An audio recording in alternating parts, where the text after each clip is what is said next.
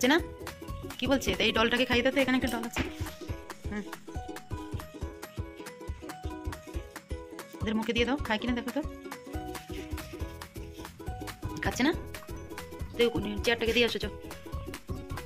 তুমি না খেলে তো ওরাও খাবে না বাবা। ওটাকে দিয়ে আসো, ওরা খাবে না।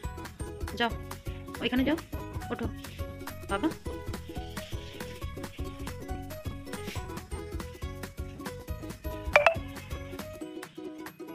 ওইদিকে যাও, এটাকে খাইয়ে দাও, এটাকে।